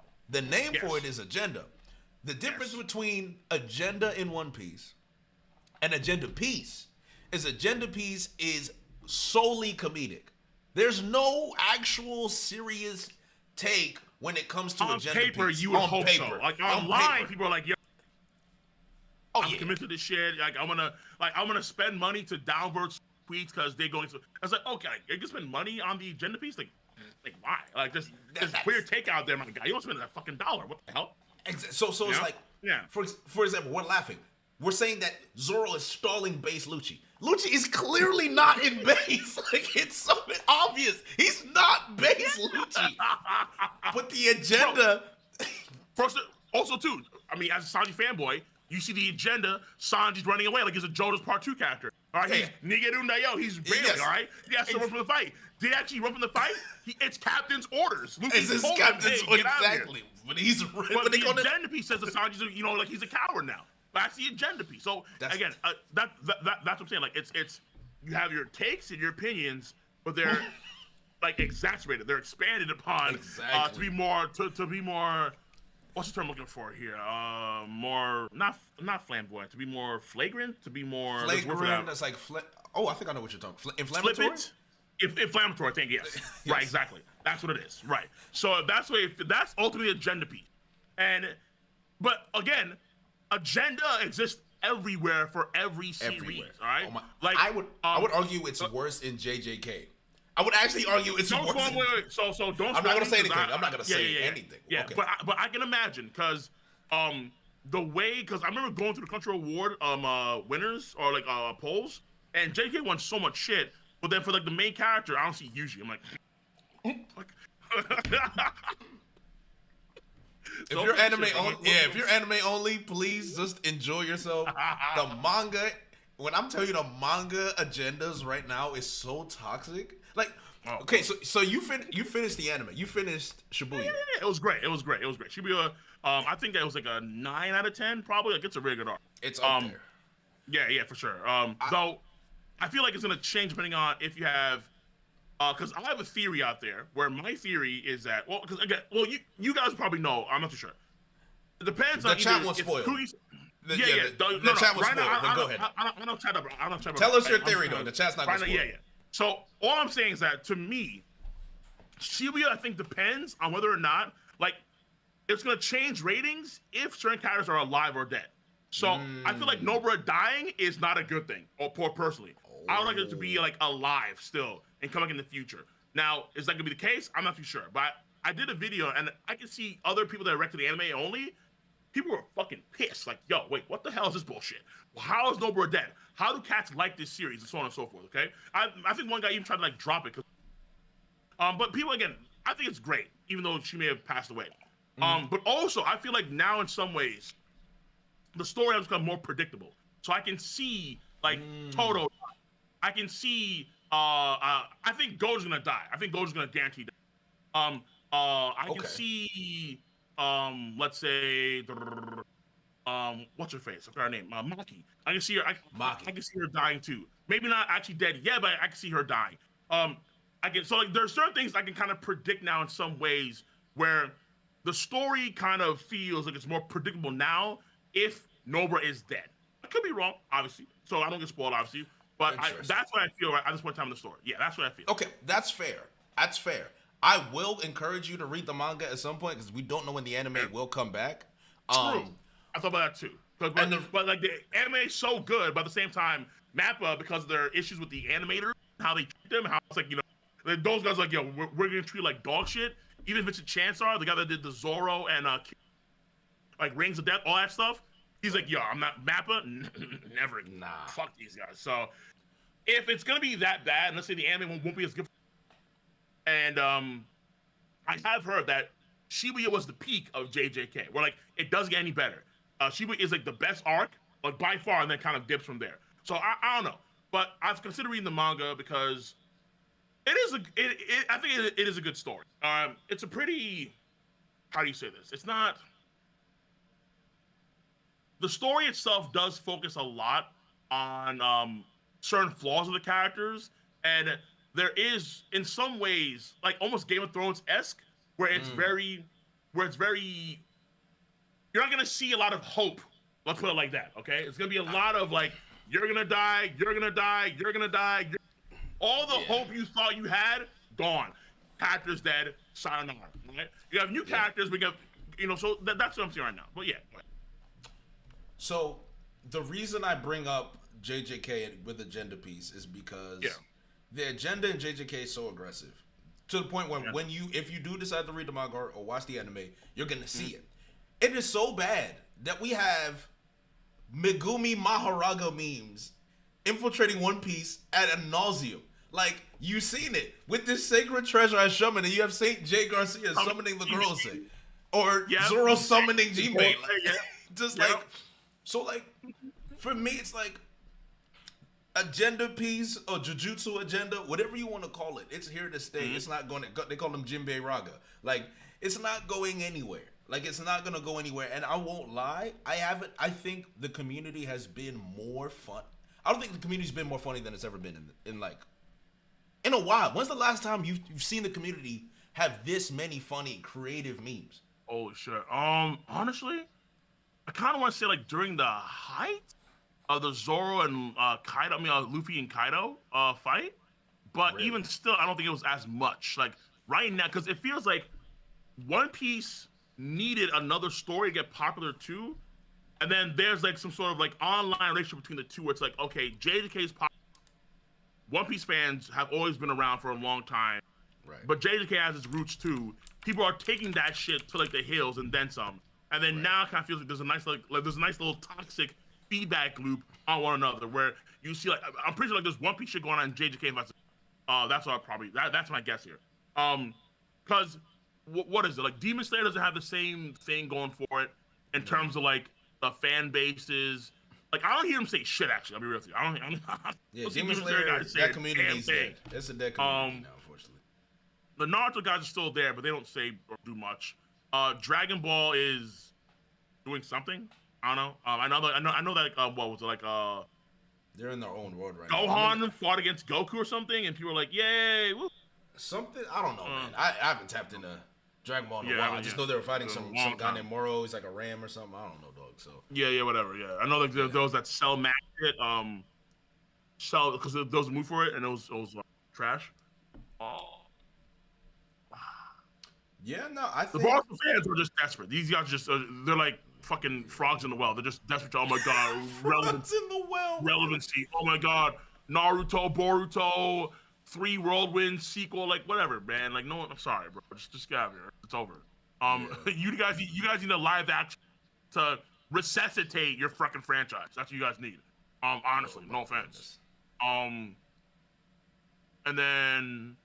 Chainsaw Man's doing pretty good, as far as I understand. So but they're not in the scene like the same way the fucking JJK guys. The JJK niggas are in the scene. They're JJK, in it, bro. Like you guys are everywhere. Because I remember they were talking about My Hero being part of the big 3 or replacing someone in the big 3 or like the next gen, and you've seen how that's fallen off.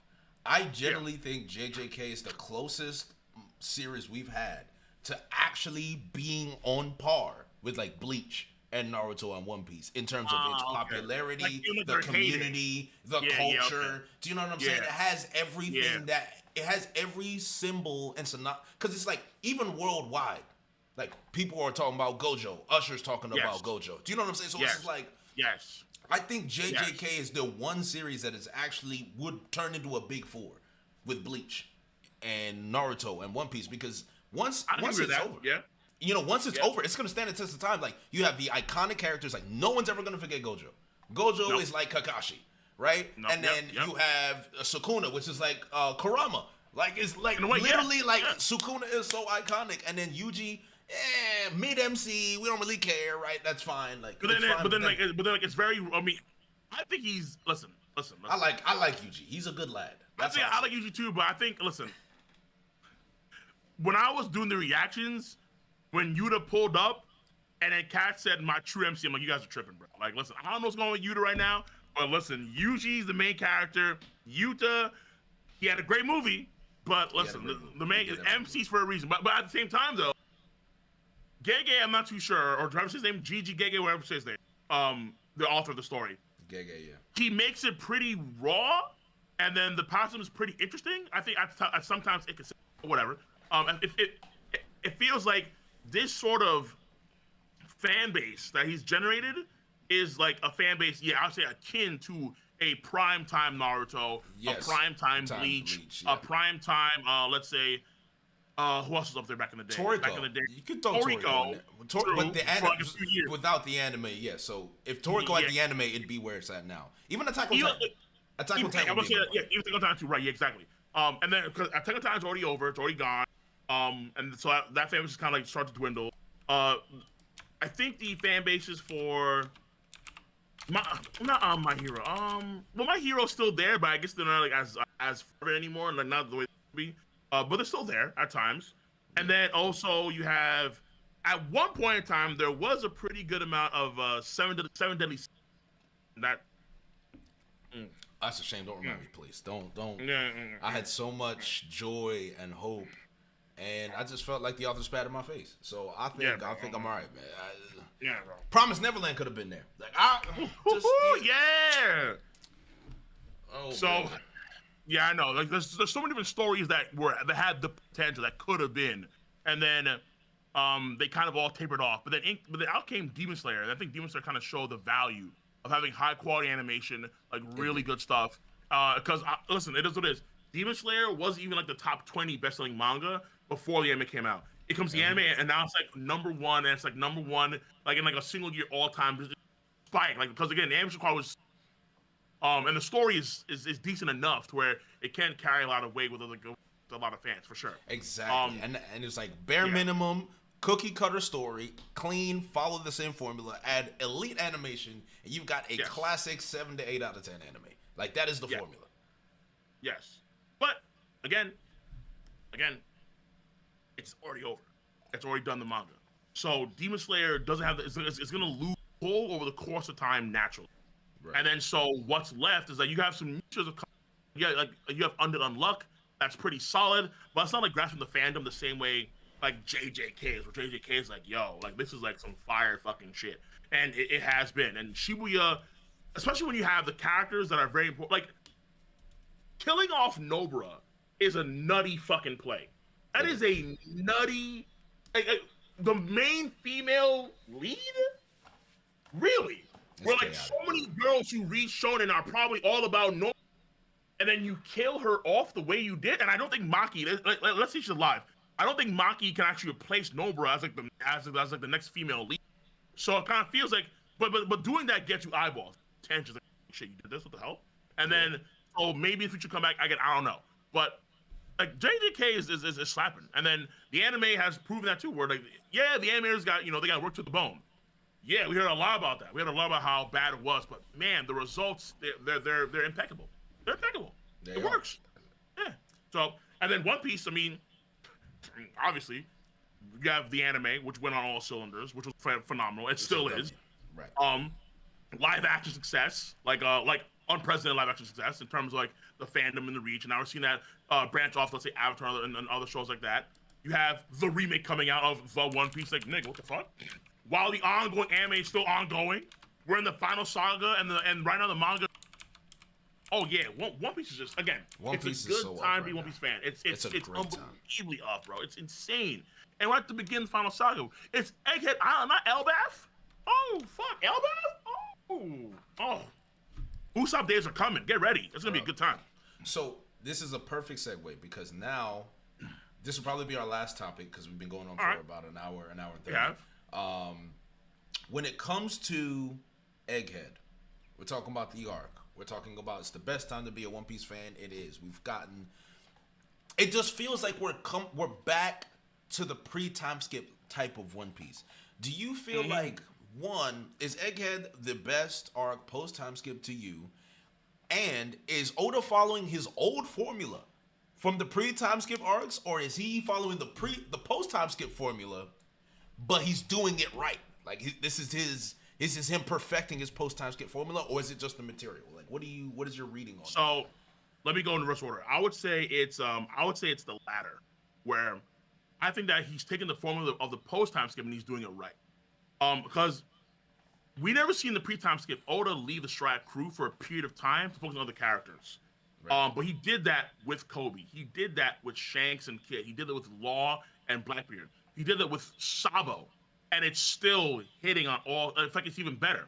And to me, I always say like the biggest thing that makes this arc, I think, so damn good is that Oda is using the legacy characters. He's like the characters that have been waiting, that have been dormant for like so long that we haven't seen do a damn thing for like 10, 15 years.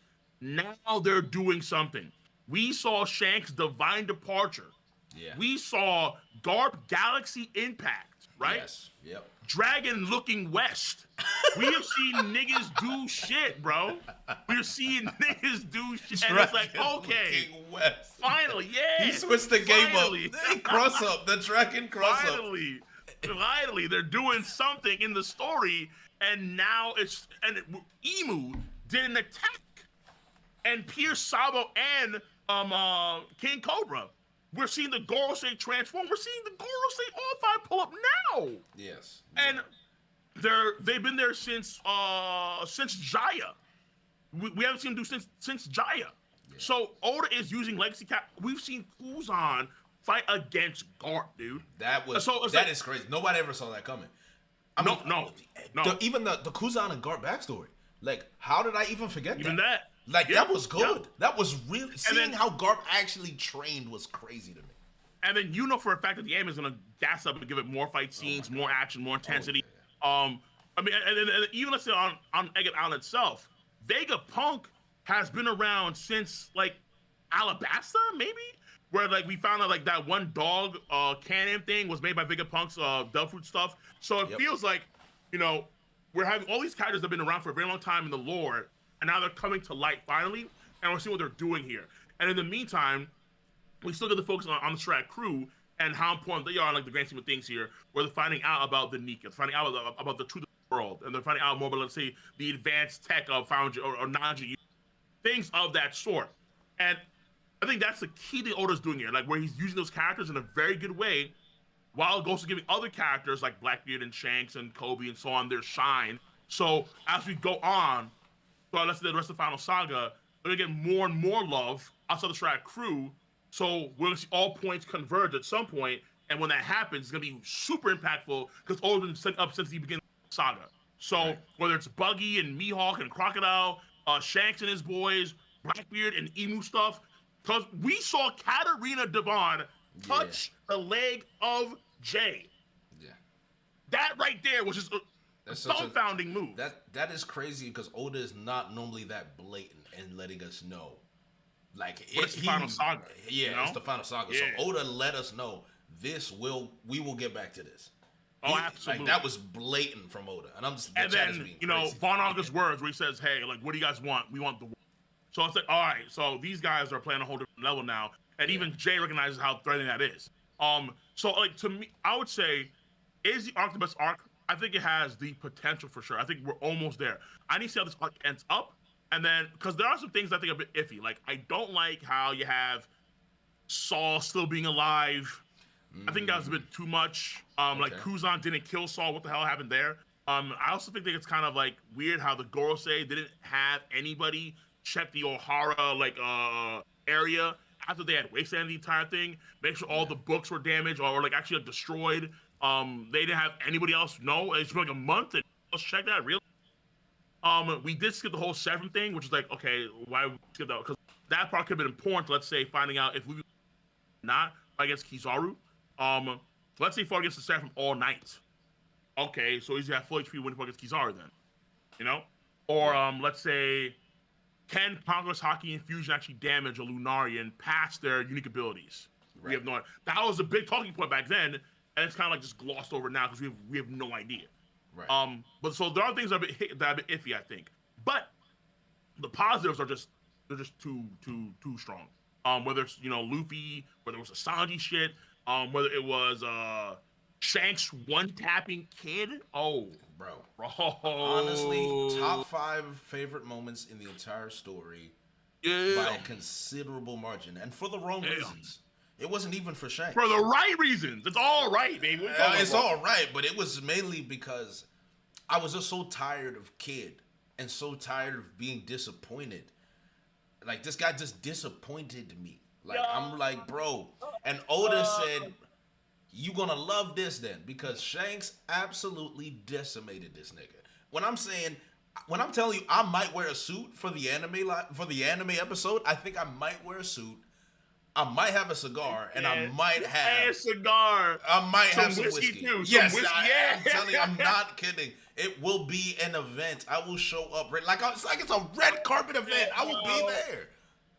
You come with that Shannon Sharp energy, bro. Exactly. Like, I'm not kidding. I might actually go on Amazon and get a mini red carpet and walk up to my chair before I watch it.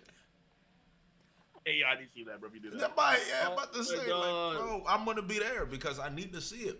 And I can't believe we got that. We got Blackbeard versus Law. Didn't think that would ever happen. You know. Oh my God. And the anime showing us Blackbeard actually using, like, this man was falling in the air and then using the Whitebeard fruit, and I'm just like, why is he so nimble? And the hockey, bro, it was like, dude, yeah, bro, it was.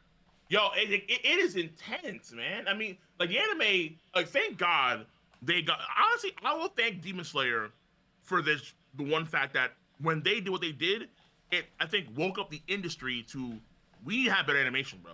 We need to make sure that's like a focus of our stuff too, because the animation, we just can't keep it the way we used to. And then when Toei, I think, saw the success of, let's say, let's make Wild Country like over the top crazy shit with animation, where we see Zoro do that giant tornado at the beginning, and then from there it just kind of gets better and better and better and better and better. And it's like, okay, this is definitely what we have to do, because now, like when Garp pulls up, when Shanks pulls up, when they do their things, it's gonna be insane. It's gonna look beautiful. It's gonna look intense. You have the animators on board. They're outsourcing a lot more to the animators. Like you have shout out because he's now part of that. Yeah, he's now doing that stuff too, and so they're doing it. I think right for damn sure. And I mean, man, like I expect Kid to look epic and then just get absolutely reduced to atoms, bro. I mean, I want to see like a Dragon Ball Fighter Z dramatic finish. Yeah, I want to see it, bro. Shanks just like obliterate the whole area. I want to see the explosion, all of it. Oh, bro. Yeah. I want to see, I need to see the whole King of Buddha. I need to see Kid have a flashback, his whole childhood, like, oh my God, what? And then just dead. All right? Well, where it has to be. Just make it extremely saucy, without a damn doubt. That's what I want to see the most. But yeah, I would say overall the arc, I think, has because for me right now, the best arc in the post is still Hoki Island, but I feel like this arc is going to be better than that. But I need to see it finished because it could have a bad ending. It could, but true. I need to see how it finishes, and then once it's all said and done, I think we're going to know for sure. Okay, this arc is like guaranteed like a 9. Like it's up there with the Water Sevens, the Annius Lobbies, the Marine Forwards, Impel Downs. It's book Skypiea. It's up there, like guaranteed. Yeah.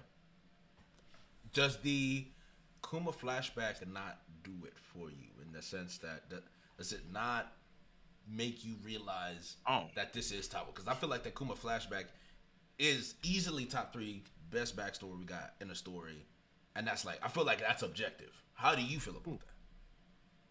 What Oda did was kind of interesting, where he kind of gave us this whole man's life. Like he gave us his whole life in a series of like 10 chapters, around 10 chapters. And because for me, I'm thinking about it, it could be like recency bias. Law has a very damn good flashback, man. Law has a strong, very good flashback. It's very strong. I agree. But then is his flashback also enhanced by the other flashbacks, like the Doflamingo flashback, the one that I think Rebecca has with her father? Like, do these other flashbacks help bring that flashback that Law has to a higher level? Because what Kuma, it's just his flashback, all these Bonnie's memories, Kuma flashback stuff, and it's just like here's his whole life and how we got to this point. And also, what it does too is that in a past sense, it retroactively fits the Nika stuff in the past. Events that already happened in the past are now put in the Nika spotlight, which I think I had a hard time doing before because Nika kind of just like appears out of nowhere. Like who's who talk about it, and then a few times later, here's Luffy, and he's actually like Gear 5 Luffy. Okay, what the hell is it? And then you have the Kuma flashback where in these points in time, the Nika stuff does matter through the character of Bartholomew Kuma, and it matters a lot. So it's like doing that Nika stuff at the same time. Kuma, who's been a very mysterious character, he gets his thing fleshed out in a very appropriate way over the course of the whole flashback. And it's simple, it's straightforward, it's sad, it's tear-jerking. At the same time, it's hopeful. Like that final moment when he actually, flips the switch and he loses his humanity, he loses his sense of self. And then now the question is Kuma alive today or is he actually dead? So like, the flashback is very, very, very, very, very strong. I would say it's like a top 3 in the story for sure, but I don't know if it's the best. I actually have to think about it. I haven't done that yet. I haven't actually sat down, think about that. Let's say Lost flashback, compared, let's say Robin's flashback, compared, let's say the 2 Sanji ones compared to Brooks one. I mean, Brook has a great one too, Yeah. So it's a hard thing you have to kind of like mull over, but I would say for sure it's top 3. Yeah, it's right. So I would say it's a top 3 one for sure, without in the story, without a damn doubt. It's fantastic. Oh yeah, it's so good. It's because for me, the Kuma flashback, I think in terms of what it did for the story, the weight of the flashback is heavy in the story, so it has the relevancy factor. I think it's the fact that we were always it's like you said, Kuma's a legacy character. So we didn't know about him anyway. So to get a backstory for a legacy character and for his weight, Kuma's weight in the story quadrupled. Like it's like to the point where now Kuma feels like one of the main characters. Like I would say Kuma's weight in the story is now up there with like Vivi. Like where you're going to love Vivi always because of what role she played in Alabasta, and what role she could play and is still playing. I'm not against that. Okay. Kuma is now in that tier with Vivi, where we look at Kuma in such a warm light, where it's like, yo, Kuma, he's one of us. Kuma's a straw hat. Like, Kuma might just be a straw hat low key. If you're gonna think about Kuma the stuff that he's done, Luffy train. He watched him train. He saved him from Sabaody. Like, bro, he saved him at Thriller Bark. He's the one who started Nothing Happened. Not your time yet, right? Nothing exactly. Like and back then too. Like what he said, not or for a minute, like the pain that Luffy had, and then that so like that gives more context on how in that one sphere that Zoro took. So it's like that to me is like, and also of course obviously the Buccaneer stuff too, and how this could tie to Joy Boy himself, where like Joy Boy, or like that one shroud we see in that room that Emu's in is a bigger shroud than usual. Why? It could be Buccaneer related. They know the themes, so like even like the lore bits are just outstanding too. The one thing I will say though is that I really wanted more Rev stuff from the Kuma flashback. I did want that. I wanted a lot more Rev stuff too, but we don't get it's kind of like the Rev stuff, the Sorbet Kingdom stuff. It's not all that important per se in the grand scheme of things. It's not like compared to the Buccaneer stuff, compared to the Bonnie stuff, right? That's way more important. That's way more meaning than actual, I'm revolutionary. Here's what I did along with Dragon and Yvonne Cove. And then, it's just, Dragon just kind of chills. So, yeah, I mean, that's ultimately what comes down to, I think, with Kuma's story, flashback. So, I think it's all, again, top 3 for damn sure. For damn sure. Without a doubt. Agreed. All right. I think we're about to hit the 2-hour mark now, so we can probably stop, at least from that topic. I think in terms of what's over in your mind? Donations, we have Dusky, $2. It's not Kizaru's fault someone spiked his weed, Cole. That's funny. Remember that. Dusky, thoughts on the theory that Emu is literally the devil or a demon? I like that, but the same, because there's been a lot of hints about the demons at play in the story, at least demon different users, because there's a chance here that whatever Jay and the girls are, they're another category of Zoans, not mythical Zoans, they're not ancient Zoans or regular Zoans, they're demonic Zoans. That'd be like the idea, where and it kind of ties up to, let's say, Film Red stuff, because they have black lightning bolts, but is that hockey? Right now, it seems to be not hockey at all. It seems to be something else entirely.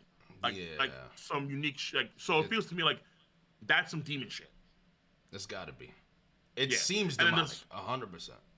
Yeah, and then the circles that come in are kind of similar to the ones that I think we saw Brook in during when he got teleported by Kuma. Yeah. There's a circle that he pops into, and that circle has like a demonic thing going. How in the Holy Land, in the room, now the girls say chilling, there are these weird sort of pentagram-like symbols just all over the wall. Right. So that could also be demon-themed too. So Oda could definitely do demon stuff. And we know, based on Zoro, that there is a spiritual world. There is a afterlife. Or there's Zoro and Brook. And they could be, or it could involve that plane of existence, potentially. So yeah, it's possible. I'll keep it simple. It's possible, for sure. Okay. Panda Man, Luffy in Gear 5 probably attacks the devil inside the user. That's why the force is so strong and affects his opponent so greatly, similar to BBDF. I'm not sure. Okay, that's interesting. BBDF is Devil Fruit. Okay. Oh, Blackbeard's Devil Fruit. Okay. Yeah. That is okay. That's kind of interesting. Yeah, I mean, I'll take that. From John 674 for $2. 678. Agenda equals dreams plus will, the spirit of OP. Yeah, I love that. He put a nice bit to that. He did. And then we have Mr. WD2. Agenda piece equals making your own fun in One Piece. Exactly. Thoughts on Meg the Stallion with that JoJo swag? We talked about that. And then Zen. And this is why Kingdom is still loved. I guess this is when we're talking about JJK. Okay. Yeah. So, agreed. And then Prophet just asked for $2. Do you think Lafitte or the Revs are at Mary Joa right now? Because Mary Joa is kind of vacant right now. It is, but you have... Well, is it really, though? Because you have Admirals there and the Holy Knights are still there, too, right? Is it really vacant? because I know people say, okay, now it's time to strike Emu because he's unguarded. I don't think he's unguarded. You still have CP0, Holy Knights, and Admirals that are there. Yeah. I don't want to say unguarded. Like, no, I think far from. Rainbow Fujitora are still chilling there. Yeah, probably. Yeah. I don't think he's unguarded. Yeah. Not the case. Just not the case. As far as I'm concerned, I think that would probably be wrapping it up. Cole, I 100% appreciate you coming on. It's been a long time coming, so I'm excited to get these videos edited and put it on. This stream will not be saved. Obviously, if you want to watch the full stream, watch it on Twitch, not on YouTube because I'm taking it down. However, Cole, let us know what's coming down the pipeline. Anything you want to plug? What you got going on? So, I mean, right now, I just got like a lot of videos coming out. Just the video reaction 1190, 1109. In like the near future, I'm gonna just try and organize all the content in terms of the main channel, videos consistent. I have still the side channels for anime reaction stuff, for general news on my Cole Plus YouTube channel, and then I'm gonna try to get that gaming stuff going for y'all for all the games. Elden Ring has a disc coming out later the year. Yep. I haven't even touched Elden Ring a single time. So you'll love it. Yeah, I've been told by many friends and fans, like, oh, you fucking piece of shit. You haven't played Elden Ring yet, huh? Yeah, okay. So I'm gonna try and get to that, and then hopefully get that content because I have different content too. But everything overall, if you want to subscribe to my content on YouTube, or let's say on Twitch, Patreon, where I do my stuff first on free actions, gonna roll through Avatar Monday. Yeah, just all that stuff. Yeah, so it's all coming. It's all coming. The content is flowing. And so be sure to check it out, without a doubt. Revan is screaming at me to remind you of Sekiro, and also shout out to King of Lightning Gaming for the raid. Yeah, it's great. Sekiro after. We'll double back to that in the future. I need Elden. All right, we will. I should play Sekiro. Someone actually got that for me on Steam, so I might give that a try. I heard it's a great game. I heard it's really good game. So I like the last level, and folks are like pissed at me because I haven't gone to the past like 4 years. It's okay, I'm the last level in 4 years. The way I've played Elden Ring is I need to beat like 3 bosses and I'm done, and I just stopped and I have not picked it back up, and I'm just like, bro, I don't know, man. I don't know what it is about gaming. Like I'm the type of gamer where I'll play something, I'll think it's great. The moment I stop, it's actually over. Like I'm not picking it back up for years. No, I feel that way. I do. I definitely do. It's a bad habit because I need to like complete the game, honestly, because I want to finish the game. But at the same time, I also like the idea of like there's still stuff left, even though it's like almost at the very, very, very, very, very end. Like I don't know, it's a weird gratification thing. Either way, yeah, for sure, I can understand that for sure without a doubt. Yeah. Okay. All right, well, guys, I appreciate everybody. Thank you so much we had 1,900 people on Twitch and 1,200 people on YouTube. So we had a lot of people checking in today. Brago got rattled. I saw Par. I saw Randy. So I appreciate our community brothers pulling up 100%. And amen. Yeah, that'll be it for the stream. More agenda piece coming. Oh, be ready. 100%. Get ready. We're not done yet. No idea. Right? Depending on what happens with the Goro saying Luffy, get ready. All right, saddle up, strap in. It's gonna be nuts. That's what I'm gonna say, because agenda, and then oh my God, we didn't even talk about before you go this message that Vegapunk is about to give. Oh, this is Void Century stuff, right? It's gotta be. Maybe it has to be, because it feels like it has to be kind of simple. It has to be like simple, straight to the point, so everyone knows what's going on. Like saying, okay, 900 years ago there was an advanced civilization. Like who cares? Snore. It's like, hey, you were lied to. You were lied to for all this time. Here's the truth. There's a thing that sits on the true throne. Someone had an idea that, I think it was Syl too, where the idea she had was, hey, what if it's actually a play to get the Gorosei in the vicinity, and then they get Claw in 4K. So we have pictures of all the Gorosei transform, and then the world sees what they actually look like. This is what actually you serve. This is what you give money to. This is what you actually serve. And then you see all these demons. Yeah. So it'll be some nutty ass move where it was all the play to get them here on Naked Island, and flip, got them. Spread it across the entire world. Boom. Hey, they're monsters. They're demons. Here's the facts. Stop giving them money. Yeah, I'd be nuts. I'd be messing with the economy, messing with the pockets. That would be a cold move. I ain't gonna lie. Yes, Run the sir. pockets. Yes, sir. Yeah, that would be cold. That would be cold. Okay, all right. Yeah, Yeah. There's so many things. All right, so I'm excited. Also, another thing, Oda's saying that Big News Morgans. He's never actually shown his face. He's just been in hybrid form the entire time, dog. Yo. That is that actually. Form, that's crazy. Yo, he's been maintaining form and standing on business for generations. Like how? Yo. It's like Goku and Gohan still being Super Saiyan form. Like even now, like they're still in Super Saiyan form. They haven't left it, bro. Just zero reason. For no reason, bro. Oh my god. I wonder what he looks like. I wonder if Oda's actually gonna play that gimmick. But we'll see. We'll see. Okay, yeah. Yep. But until next time, ladies and gentlemen, thank you so much. Don't forget to like, comment, and subscribe. And obviously subscribe to Cole if you haven't. You're a fraud. Period. Much love, bless. All right. Much love. God bless everyone.